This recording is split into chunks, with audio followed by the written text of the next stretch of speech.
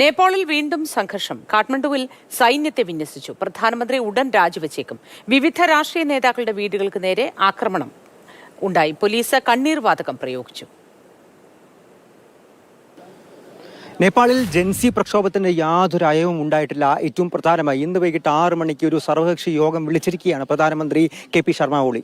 ഈ യോഗത്തിന് ശേഷം പ്രധാനമന്ത്രിയുടെ രാജി ഉണ്ടാകുമോ എന്നുള്ള കാര്യം തന്നെയാണ് ഏറ്റവും അധികം ഉറ്റുനോക്കപ്പെടുന്നത്. ഇന്നലെ സമാനമായിട്ട് തന്നെയായിരുന്നു മന്ത്രിസഭാ യോഗത്തിന് ശേഷം അവിടെ ആഭ്യന്തരമന്ത്രി രാജിവെച്ചിരിക്കുന്നത്. എന്തായാലും പ്രക്ഷോഭം അത് ഈ 26 സമൂഹ മാധ്യമ ആപ്പുകൾക്കുണ്ടായ വിലക്ക് അത് പിൻവലിച്ചിട്ടും പ്രധാനമന്ത്രി രാജിവെക്കാതെ കുറയ്ക്കില്ല, ഈ പ്രക്ഷോഭത്തിൽ നിന്നും പിന്നോട്ട് പോകില്ല എന്നുള്ള കാര്യം തന്നെയാണ് പ്രതിഷേധക്കാർ എല്ലാം തന്നെ അറിയിച്ചിരിക്കുന്നത്. ഇന്ന് വീണ്ടും അക്രമാസക്തമായിട്ടുണ്ട് ഈ പ്രതിഷേധം. അതായത് ഈ പ്രക്ഷോഭത്തിനെതിരെ അവിടെ കളത്തിലിറക്കിയിട്ടുള്ള സൈന്യത്തിനും പോലീസുകാർക്കുമെതിരെയും ആക്രമണം നടന്നിരിക്കുന്നു, കല്ലേറുണ്ടായിരിക്കുന്നു. ഈ പ്രതിഷേധക്കാരെ ഒതുക്കാനായിട്ട്, അവരെ പറഞ്ഞുവിടാനായിട്ട് ഏറ്റവും പ്രധാനമായും കണ്ണീർ വാതകവും അതുപോലെ തന്നെ റബ്ബർ ബുള്ളറ്റുകളും തന്നെയാണ് സുരക്ഷാ സേന ഇപ്പോഴും ഉപയോഗിച്ചുകൊണ്ടിരിക്കുന്നത്. 400-ലധികം ആളുകൾക്ക് ഇതിനോടകം തന്നെ പരിക്കേറ്റിട്ടുണ്ട്. അതിൽ 100-ലധികം വരുന്നത് പോലീസുകാർ തന്നെയാണ്.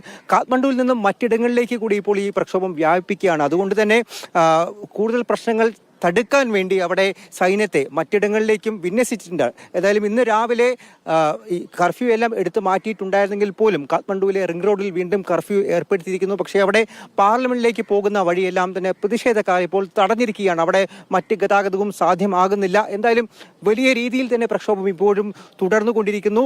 വൈകിട്ട് പ്രധാനമന്ത്രി രാജിവെക്കുമോ എന്നുള്ള കാര്യം തന്നെയാണ് ഏറ്റവും വലിയ ചോദ്യമായി അവശേഷിക്കുന്നത്. ഇന്ത്യയും സ്ഥിതിഗതികൾ സൂക്ഷ്മമായി വിലയിരുത്തിക്കൊണ്ടിരിക്കുകയാണ്. ഇന്ത്യക്കാർക്ക്, അതായത് നേപ്പാളിലെ ഇന്ത്യക്കാർക്ക് നിർദ്ദേശം നൽകിയിരിക്കുന്നു.